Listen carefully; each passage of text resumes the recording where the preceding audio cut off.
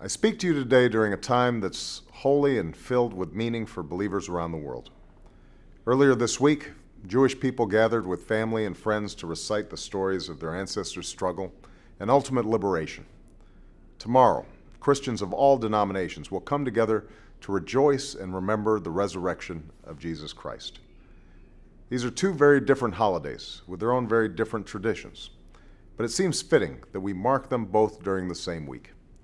For in a larger sense, they are both moments of reflection and renewal.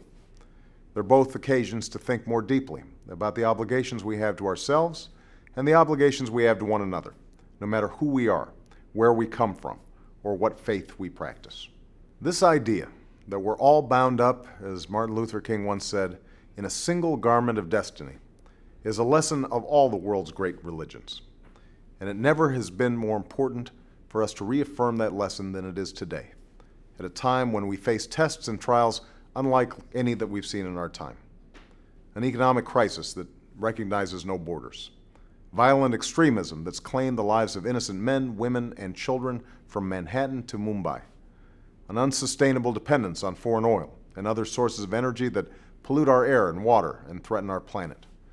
The proliferation of the world's most dangerous weapons, the persistence of deadly disease, and the recurrence of age-old conflicts. These are challenges that no single nation, no matter how powerful, can confront alone. The United States must lead the way, but our best chance to solve these unprecedented problems comes from acting in concert with other nations. And that's why I met with leaders of the G20 nations to ensure that the world's largest economies take strong and unified action in the face of the global economic crisis. Together, we've taken steps to stimulate growth, restore the flow of credit, open up markets, and dramatically reform our financial regulatory system to prevent such crises from occurring again. Steps that will lead to job creation at home. It's only by working together that we will finally defeat 21st century security threats like Al-Qaeda.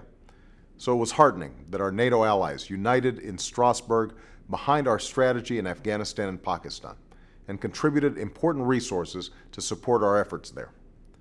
It's only by coordinating with countries around the world that we will stop the spread of the world's most dangerous weapons. And that's why I laid out a strategy in Prague for us to work with Russia and other nations to stop the proliferation of nuclear weapons, to secure nuclear materials from terrorists, and ultimately to free the world from the menace of a nuclear nightmare. And it's only by building a new foundation of mutual trust that we will tackle some of our most entrenched problems. And that's why in Turkey, I spoke to members of parliament and university students about rising above the barriers of race, region, and religion that too often divide us. With all that's at stake today, we cannot afford to talk past one another. We can't afford to allow old differences to prevent us from making progress in areas of common concern. We can't afford to let walls of mistrust stand. Instead, we have to find and build on our mutual interests. For it is only when people come together and seek common ground that some of that mistrust can begin to fade. And that's where progress begins.